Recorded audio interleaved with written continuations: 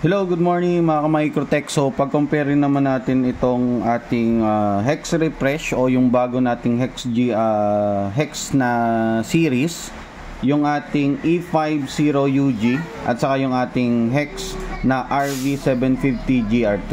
So, meron po ba silang pinagkaiba? So, ayan po yung kanilang mga manuals. So, ito po yung bagong Hex Refresh na 2024. Ito yung naman yung ating Microtech Hex GR3. So ano po bang pinagkaiba niyang dalawa? So ito pong ating bagong Hex Refresh 2024. So tumaas po yung RAM niya, which is from 256 naging 512 siya. And also lahat po ito ng port nito is gigabit. As based on my experience po, ang kanyang speed test is umaabot siya ng 1 Gbps. So ayan po yung Hex S. Ito naman po yung kanyang Hex GR3. So halos same din naman po yung price niya. Wala naman halos siyang pinagkaiba. Malito po kayo. Same lang din siya, as you can see. So ito po yung Hex na refresh.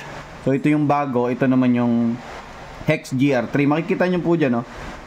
Hex niya E50UG kapag Hex refresh. And also dito sa RB750 GR3. So, ang pinagkaiba po nitong dalawa, ito yung Hex Refresh. 512 na yung MB ng kanyang RAM. Ito naman 256. Ito naman po, maximum niya is 1000 Mbps or 1 Gbps. Ito naman po is siguro based on my experience 500 to 600 Mbps. Kung hindi nyo naman sobrang kailangan ng ganong kataas na speed, so for starting purposes lang, pwede na po itong Hex GR3. Ang problem lang, ang cons lang nitong Hex Refresh na bago, mataas yung kanyang RAM, but ang nagiging problem is ang default niya na version is version 7. Kasi ito po ang architecture niya nitong luma at saka nung bago is magkaiba. Ito po ang architecture niya is MMIPS. Ito naman po is ARM. Yung ARM po, yung parang sa RB4011, dun sa RB5009. So, ito po yon. So, ARM, meron po tayong ARM64. Yung architecture po nito is ARM. Ang problem natin po dyan is may bug pa yung kanyang version 7. Itong ating Hex Refresh. Kaya, ang ginagamit po namin ngayon, pinapadala namin sa mga client is itong ating Hex GR3 para sa kanilang mga Starlink filter. Kasi ito po, version 6 po siya. It's either 6.49 point something or 48. So, working po siya sa Starlink filter. Ito po kasi, pag ginamit natin to sa version 7, ang nangyayari po dyan is nagkakaroon siya ng bug, especially dun po sa mga speed test niya.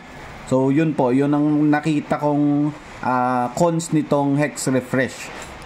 Pero pag na-stable naman po siguro to, ma-improve pa sa Microtech, lalo yung sa speed test niya. Minsan nalilimit ito, depende sa version ng Microtech Hex Refresh. Nalilimit po siya ng 30 Mbps, 30, 40, kahit gigabit yung UTP mo, minsan nalilimit siya. Yun ang bug pa nitong Hex Refresh. Kaya po ngayon, ang pinapadala po namin sa inyo is itong Hex GR3 kasi po ito yung stable version ng Hex. So dito naman po, pwede naman po siyang gamitin, not particular lang po doon sa mga mahilig mag-speed test. Kasi nako-consume naman niya yung total bandwidth, pero nga lang sa speed test may mga bug pa po siya and also issues.